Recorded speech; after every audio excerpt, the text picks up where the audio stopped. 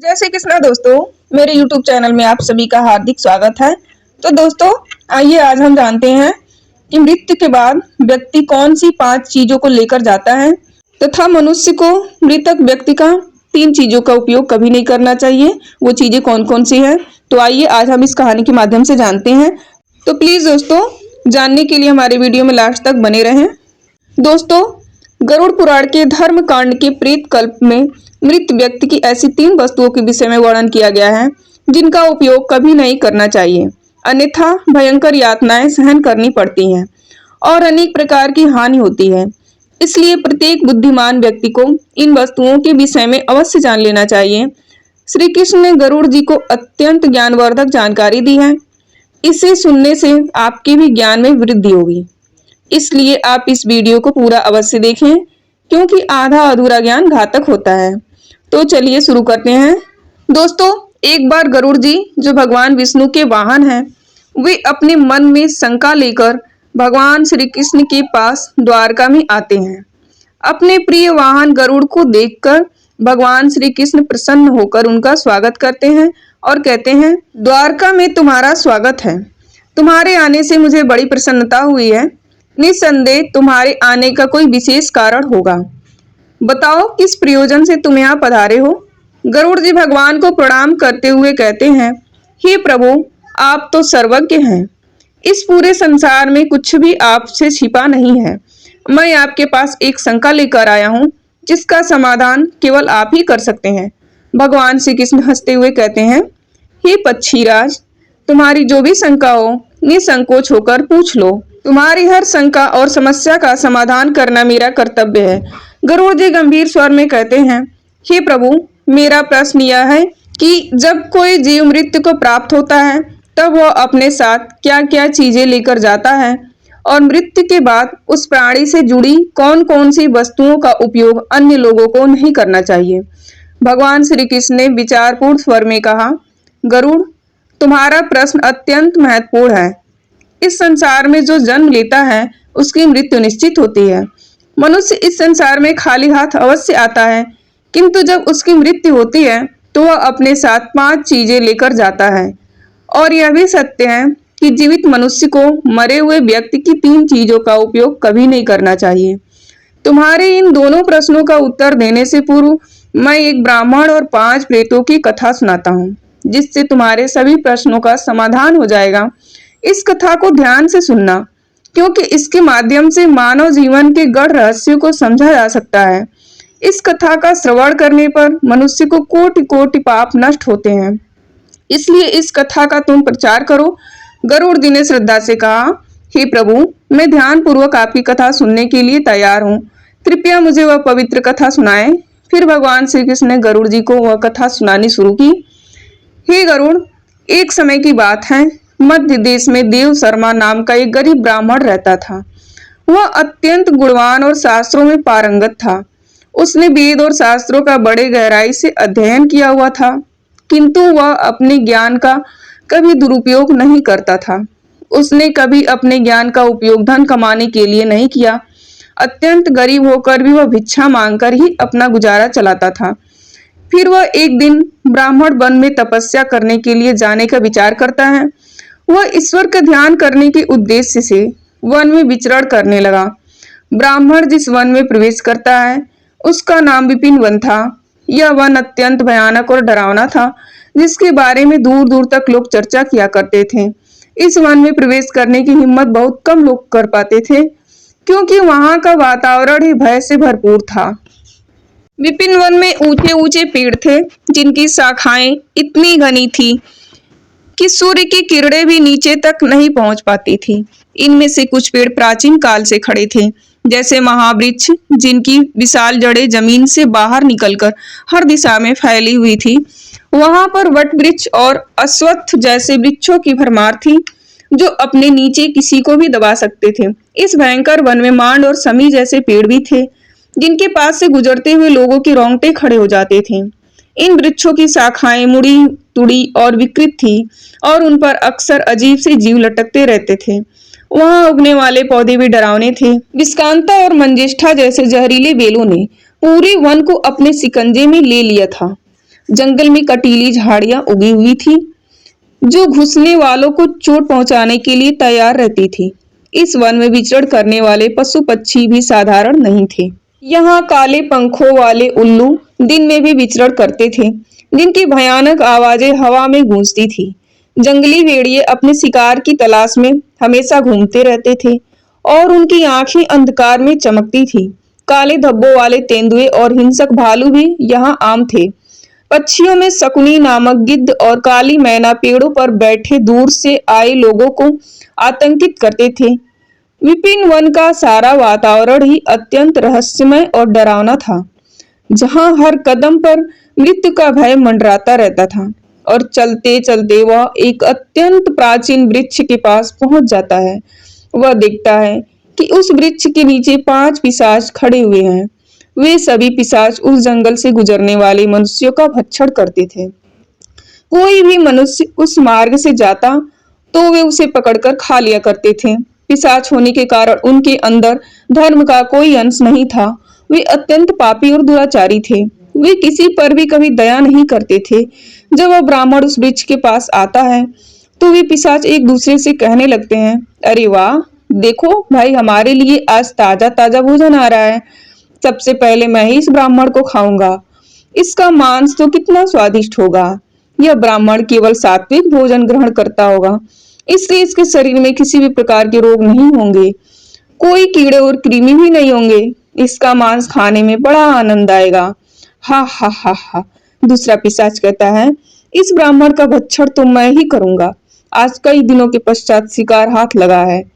इस प्रकार से वे पिशाच उस ब्राह्मण को खाने के लिए आगे आते हैं। लेकिन जब वह ब्राह्मण उन पिशाच को देखता है तो वह बिल्कुल भी भयभीत नहीं होता है। वह ब्राह्मण भगवान विष्णु का परम भक्त था और वह हर समय श्री हरि का नाम जपता रहता था, इसलिए उसे किसी से भी कोई भय नहीं लगता था। उन पिशाच को देखकर भी ब्राह्मण भयभीत नहीं हुआ और उन पिशाच की ओर देखते हुए उन्हें प्रणाम करने लगता है और कहता है, हे पिशाच, तुम्हें नमस्कार है। उस ब्राह्मण का ऐसा विचित्र व्यवहार देखकर पिशाच हैरान हो जाते हैं। विष्णु भक्त ब्राह्मण के सानिध्य से उनके अंदर से हिंसा का भाव नष्ट हो जाता है और वे आश्चर्यचकित होकर उस ब्राह्मण की ओर देखते हैं और उस ब्राह्मण से कहने लगते हैं, हे महात्मा, आप कौन हैं और इस वन में अकेले क्यों भटक रहे हैं? हम पिशाच को देखकर भी आपको जरा सा भी भय नहीं लगा। बड़े बड़े सूरवीर योद्धा भी हम पिशाच को देखकर थर थर कांपने लगते हैं, हमें देखकर डर कर भागने लगते हैं, किंतु आपके मन में किसी भी प्रकार का भय दिखाई नहीं पड़ रहा है। आपके सानिध्य में आने पर हमारी भूख भी समाप्त हो चुकी है। हम तो आपको भोजन समझकर प्रसन्न हो रहे थे और आपको खाने वाले थे। फिर वह ब्राह्मण कहता है, हे पिशाच, मुझे आपसे बिल्कुल भी भय नहीं लग रहा है, क्योंकि मैं जानता हूं कि भगवान हमेशा मेरे साथ है और उनकी इच्छा के बिना तो पेड़ का पत्ता तक नहीं हिलता। यदि मेरी मृत्यु आप पिशाच के द्वारा ही होनी है तो मुझे यह भी स्वीकार है। प्रभु ने मेरे भाग्य में जो लिखा है मुझे वह मंजूर है। यदि मुझे खाने से आपकी तृप्ति होती है तो मैं इसे मेरा सौभाग्य समझूंगा। इस संसार के प्रत्येक प्राणी को सुख प्रदान करना, उनकी तृप्ति करना प्रत्येक मनुष्य का कर्तव्य होता है। पिशाच भी ईश्वर द्वारा ही बनाए हुए हैं, इसलिए मैं आपकी निंदा भला कैसे कर सकता हूँ। ब्राह्मण के ऐसे वचन सुनकर वे पिशाच आश्चर्यचकित हो जाते हैं और उस ब्राह्मण से कहने लगते हैं, हे ब्राह्मण देवता, आपके वचन अत्यंत सुंदर हैं, जिसे सुनकर ही हमारी तृप्ति हुई है। हम आपका भक्षण नहीं करेंगे। कृपया आप हमें बताइए कि आप कौन हैं और किस कारण से आप इस वन में भटक रहे हैं। वह ब्राह्मण कहता है, हे पिशाच, मेरा नाम देव शर्मा है और मैं प्रभु की भक्ति करने के लिए इस वन में उचित स्थान खोज रहा था, किंतु आपको देखकर लगता है कि आप बहुत कष्ट में हैं। मुझे बताइए कि किस कारण से आपको पिशाच बनना पड़ा। यदि मैं आपकी कोई सहायता कर सकता हूँ तो अवश्य करूंगा। अपने सामर्थ्य के अनुसार आपकी जो भी हो सके मदद अवश्य करूंगा। ब्राह्मण की बातें सुनकर सभी पिशाच सुन्न हो जाते हैं और कहने लगते हैं, हे द्विज श्रेष्ठ, आपको बार बार प्रणाम है। हम सभी पिशाच हमारे पाप कर्मों के कारण ही बने हैं। हमने हमारे पितरों का अपमान किया है, इसी कारण से हमें यह पिशाच योनि प्राप्त हुई है। ना जाने कब हमें इस पिशाच के शरीर से छुटकारा मिलेगा। हमने मनुष्य रहते हुए भी बहुत पाप किए थे और पिशाच बनकर तो हमने अनगिनत पाप किए हैं। कितने ही निर्दोष मनुष्यों का और प्राणियों का हमने भक्षण किया है। इसलिए हमें ऐसा लगता है कि हमें कभी पिशाच योनि से मुक्ति नहीं मिलेगी। फिर ब्राह्मण कहता है, हे पिशाच, मैं आपकी व्यथा को समझता हूँ। कृपया आप मुझे बताइए, मैं किस प्रकार से आपको मुक्ति दिला सकता हूँ। मैं मध्य देश में रहने वाला देव शर्मा ब्राह्मण हूँ। मैंने अनेक तप, व्रत और उपवास किए हैं। इसलिए आपकी मुक्ति के लिए भी यदि कोई व्रत उपवास हो तो मुझे बताइए, वह मैं अवश्य करने का प्रयास करूंगा। ब्राह्मण की बात सुनकर उन पिशाच को समझ में आ जाता है कि यह ब्राह्मण तो उनका ही पुत्र है। वे पिशाच उस ब्राह्मण के दादा परदादा हैं, जो पाप करने के कारण पिशाच बने हुए हैं। श्री कृष्ण कहते हैं, हे गरुड़, इस प्रकार से उन पिशाच को तो समझ में आ जाता है कि वह ब्राह्मण उनका ही वंशज है। फिर वे सभी पिशाच अपने अपने पाप कर्मों के विषय में बताने लगते हैं। पहला पिशाच, जिसका नाम उच्च था, वह आगे बढ़ा। उसका शरीर मांस और खून से सना हुआ था और उसकी आंखों में अधर्म की अग्नि जल रही थी। उसने कांपते हुए ब्राह्मण से कहा, मेरा नाम उच्च है और उच्च इसलिए पड़ा क्योंकि मैं हमेशा दूसरों का बचा हुआ और जूठा भोजन खाया करता था। मैं पिछले जन्म में बृहस्पति था और तुम्हारा 5 पीढ़ी पहले का पूर्वज था। एक समय में मैं बहुत विद्वान और आदरणीय ब्राह्मण था। मैंने यज्ञ और अनुष्ठान किए, लेकिन धीरे धीरे मेरी लालसा बढ़ गई। मुझे लोगों द्वारा छोड़ा हुआ भोजन खाने की आदत पड़ गई। दूसरों के जूठे भोजन में मुझे स्वाद आने लगा। मैंने यह जानने के बावजूद कि यह अधर्म है, जूठे भोजन का आदान प्रदान शुरू कर दिया। एक दिन जब मैंने एक पवित्र यज्ञ के बाद बचा हुआ उच्च भोजन खा लिया, उसी भोजन से मेरे शरीर में विष निर्माण हुआ और उसी क्षण मेरी मृत्यु हो गई। अब मैं पिशाच बनकर उच्च भोजन करता हूँ और यही मेरा श्राप है। दूसरा पिशाच, जिसका नाम नग्न था, वह आगे आया। उसका पूरा शरीर नग्न था और उसकी हड्डियां दिख रही थी।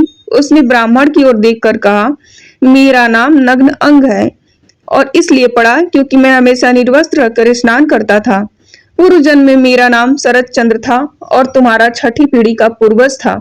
मैं एक ब्राह्मण कुल में जन्मा था और मेरे पास ज्ञान और तप की शक्ति थी, लेकिन मैं अपने शरीर का घमंड करने लगा। मुझे स्नान करते समय नग्न रहने में आनंद आता था और मैंने समाज के नियमों का अपमान किया। मैं इसे स्वाभाविक मानता था, परंतु यह अधर्म था। एक दिन जब मैं नगर के तालाब में नग्न होकर स्नान कर रहा था, तभी जल देवता ने मुझे श्राप दिया कि मैं अपने घमंड के कारण पिशाच की योनि प्राप्त करूंगा। मेरी मृत्यु भी उसी तालाब में डूबने से हुई। अब मैं पिशाच हूँ और मेरा शरीर हमेशा नग्न रहेगा, जैसे मैंने अपने ब्राह्मण धर्म का अपमान किया था। तीसरा पिशाच, जिसका नाम सौवस्त्र था, उसके शरीर पर मृत लोगों के फटे हुए कपड़े लिपटे हुए थे। उसकी आवाज में दर्द था। उसने कहा, मैं इस योनि में इसलिए हूँ क्योंकि मैंने हमेशा मृत व्यक्तियों के कपड़े चुराए। पिछले जन्म में मेरा नाम अच्युतानंद था। मैं तुम्हारे पूर्वजों में से था और एक आदरणीय ब्राह्मण कुल से संबंध रखता था, लेकिन मेरे मन में लोभ बढ़ गया था। मैं शमशान भूमि पर जाकर मृतकों के वस्त्र चुराता और उन्हें बेचता था। मरे हुए लोगों के वस्त्र पहनकर मुझे सुख की अनुभूति होती थी। मेरे इस अधर्म को देखकर देवताओं ने मुझे श्राप दिया कि मेरी मृत्यु भी शमशान में होगी और मैं पिशाच बनकर हमेशा शवों के वस्त्र पहनूंगा। मेरी मृत्यु शमशान में ही हुई, जहां एक भयंकर पिशाच ने मुझे मार दिया। अब मुझे मृतकों के वस्त्र पहनने का श्राप मिला है। चौथा पिशाच, जिसका नाम अशौच था, उसकी उपस्थिति इतनी गंदी और बदबूदार थी कि ब्राह्मण को सांस लेना कठिन हो गया। अशौच ने कहा, मेरा नाम अशौच इसलिए पड़ा क्योंकि मैंने हमेशा अपवित्र और गंदी चीजों में खुद को लिप्त रखा। मैं पिछले जन्म में धर्मराज था और तुम्हारा पूर्वज था। मेरे जीवन में शुद्धता का कोई स्थान नहीं था। ब्राह्मण होते हुए भी मैंने अपवित्र जीवन व्यतीत किया। मैंने कभी अपने तन और मन की शुद्धता का ध्यान नहीं रखा, गंदे वस्त्र पहने और अपवित्र स्थानों पर रहा। मैं स्नान नहीं करता था और यह सब जानकर भी मैंने धर्म के नियमों का पालन नहीं किया। मेरे इस पाप के कारण देवताओं ने मुझे श्राप दिया कि मैं अशुद्ध में लिप्त रहकर ही इस पिशाच योनि में भटक कर मेरी मृत्यु एक गंदे तालाब में डूबकर हुई। अब मैं इस पिशाच योनि में हूँ, जहाँ मैं हमेशा अपवित्रता से घिरा रहता हूँ। अंत में पांचवा पिशाच कव्यर्थ था, जिसका मुख रक्त से लथपथ था और उसके हाथों में मांस के टुकड़े थे। उसने भयावह हंसी के साथ ब्राह्मण से कहा, मैं क्रव्यध हूँ, क्योंकि मैं मांस और रक्त का लोभी था। पूर्व जन्म में मेरा नाम सोमदेव था और मैं तुम्हारा पूर्वज था। मैंने ब्राह्मण होते हुए भी हिंसा और क्रूरता का जीवन अपनाया। मुझे मांसाहार और हत्या में आनंद आता था। मैंने कई निर्दोष प्राणियों का खून बहाया और उनका मांस खाया। मैंने अपने परिवार और समाज की मर्यादाओं का उल्लंघन किया। मेरे इस अधर्म के कारण मेरी मृत्यु एक मांसाहारी भोज के दौरान हुई। जब मैंने एक गाय का मांस खाया, देवताओं ने मुझे श्राप दिया कि मैं इस पिशाच योनि में आकर रक्त और मांस का लोही बनूंगा। अब मैं हमेशा कव्यार बना हुआ हूँ। इस प्रकार से वे पिशाच कहते हैं, हे वत्स, हम हमेशा ही उच्च वस्त्र पहनते थे, गंदे मैले वस्त्र पहनकर ही भोजन, पूजा पाठ आदि किया करते थे। हमने हमेशा ही उच्च भोजन ही ग्रहण किया, इसी कारण से हमारी यह दुर्गति हुई है। हम निर्वस्त्र होकर स्नान करते थे, जिस कारण से हमारे पितृगण हमसे रुष्ट हो गए। हमने कभी पितरों के लिए भोजन अर्पित नहीं किया, इसी कारण से हमें मृत्यु के पश्चात प्रेत बनना पड़ा। फिर वे पिशाच कहते हैं, हे वत्स, तुम तुम्हारे ही वंश से हो, हम तुम्हारे पूर्वज हैं। यह ईश्वर की ही कृपा है कि उन्होंने तुम्हें हमारे पास भेजा है। अब हमें यकीन हो गया है कि तुम हमें मुक्ति अवश्य दिलाओगे। हे वत्स, तुम अभी जाओ और हमारी मुक्ति के लिए उपाय करो। अपने पूर्वजों की ऐसी दशा देखकर वह ब्राह्मण अत्यंत दुखी हो जाता है और सोचने लगता है कि प्रत्येक मनुष्य का यह निहित कर्म है कि वह अपने पूर्वजों को मुक्ति दिलाने के लिए कार्य करे। वह ब्राह्मण उन पिशाच को वचन देता है और कहता है कि हे पितामह, मैं आपकी मुक्ति के लिए अवश्य उपाय करूंगा। फिर वह ब्राह्मण मुनि अगस्त्य के पास जाता है और उन्हें पितरों की मुक्ति के लिए उपाय पूछता है। मुनि अगस्त्य उन ब्राह्मण को पितरों की मुक्ति के लिए किए जाने वाले तर्पण, श्राद्ध, पिंड दान और दान धर्म आदि क्रियाओं के बारे में बताते हैं। फिर वह ब्राह्मण पवित्र नदी के तट पर जाकर अपने पूर्वजों के लिए वे सभी कार्य करता है जो मुनि अगस्त्य ने बताए। वह पहले नदी के पवित्र जल से तर्पण करता है, फिर नदी के तट पर बैठकर पिंडदान करता है। उससे जो कुछ भी हो सके उसी के अनुसार दान धर्म करता है और इस प्रकार से उस ब्राह्मण के द्वारा तर्पण और दान धर्म करने से वे सभी पिशाच मुक्त हो जाते हैं और स्वर्ग की ओर जाने लगते हैं। फिर श्री कृष्ण गरुड़ से कहते हैं, हे गरुड़, इसलिए मनुष्य को कभी उच्चट वस्त्र नहीं पहनने चाहिए, अर्थात गंदे और मैले कपड़े नहीं पहनने चाहिए। कभी उच्चट भोजन ग्रहण नहीं करना चाहिए। दूसरों का जूठा भोजन, जमीन पर पड़ा हुआ, दूसरों के द्वारा लांघा गया तथा पितरों को अर्पण किए बिना किया गया भोजन उच्छिष्ट भोजन होता है। हे गरुड़, अब मैं तुम्हें मृत व्यक्ति की उन वस्तुओं के विषय में बताता हूँ जिनका उपयोग जीवित मनुष्य को कभी नहीं करना चाहिए, इसलिए तुम ध्यान से सुनो। हे गरुड़, मनुष्य इस संसार में जन्म लेकर कई भौतिक सुखों के मोह में पड़ जाता है। मृत्यु के बाद भी उसका उन वस्तुओं के प्रति मोह नहीं छूटता है। जब तक मनुष्य सांसारिक वस्तुओं का मोह त्याग कर संपूर्ण रूप से ईश्वर को अपना नहीं लेता, तब तक वह अलग अलग योनियों में जन्म लेकर पृथ्वी लोक पर ही भटकता रहता है। कभी कभी यह मोह इतना अधिक होता है कि वह मृत्यु के बाद भी इसी पृथ्वी लोक पर भ्रमण करता है, अर्थात वह प्रेत योनि धारण करता है। यदि किसी मनुष्य की अकाल मृत्यु हो जाती है तो वह भी प्रेत योनि में चला जाता है और प्रेत बनकर वह अपने ही परिवार के लोगों को दुख देने लगता है। कई बार मनुष्य अपने मृत परिजनों की वस्तुओं को उनकी याद में अपने पास रख लेते हैं या उनकी वस्तुओं का उपयोग भी करने लग जाते हैं, लेकिन मनुष्य को मृत व्यक्ति की कुछ वस्तुओं का उपयोग कभी नहीं करना चाहिए, क्योंकि इन वस्तुओं के साथ उस मृत व्यक्ति की ऊर्जा जुड़ी हुई होती है।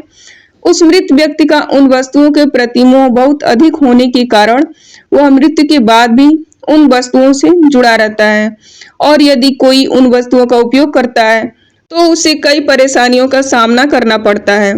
वह मृतक उसे कई प्रकार से कष्ट देने लगती है। इसलिए किसी भी मनुष्य को मरे हुए व्यक्ति की चीजों का इस्तेमाल कभी नहीं करना चाहिए। मनुष्य चाहे तो उन वस्तुओं को संभाल कर अपने घर में रख सकता है अथवा उन चीजों को नदी में जल में प्रवाहित कर सकता है, लेकिन भूल से भी उनकी वस्तुओं का इस्तेमाल नहीं करना चाहिए। उस मृत आत्मा की शांति के लिए मनुष्य उस व्यक्ति की प्रिय वस्तुओं का ध्यान करता है तो यह बहुत ही शुभ होता है।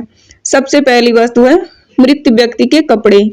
मृत व्यक्ति के कपड़ों का कभी भी इस्तेमाल नहीं करना चाहिए, उन्हें भूल कर भी पहनना नहीं चाहिए। ऐसा करने से मृत व्यक्ति की आत्मा उस व्यक्ति से जुड़ जाती है जो इनका इस्तेमाल करता है।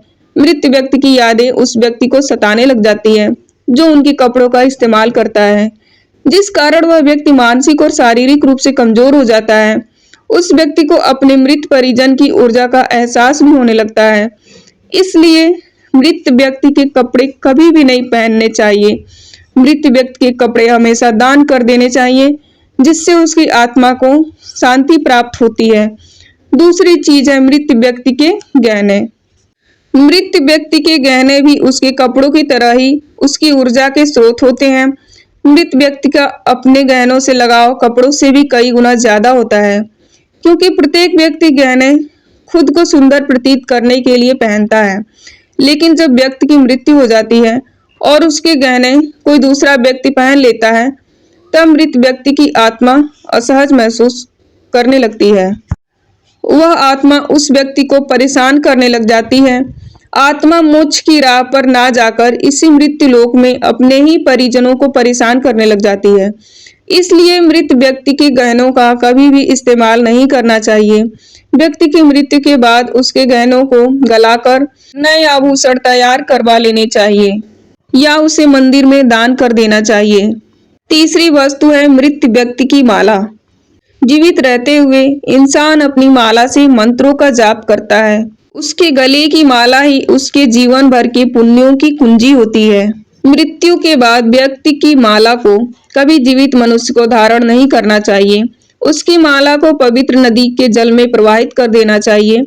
पवित्र नदी उस मृत व्यक्ति के सभी पुण्य को बहाकर स्वर्ग में ले जाती है। श्री कृष्ण कहते हैं, हे गरुड़, मृत्यु के बाद मनुष्य अपने साथ केवल अपने पाप और पुण्य लेकर जाता है। सभी भौतिक वस्तुओं को यहीं पर छोड़ देता है, इसलिए उसे कभी उन वस्तुओं के प्रति अत्यधिक मोह नहीं करना चाहिए।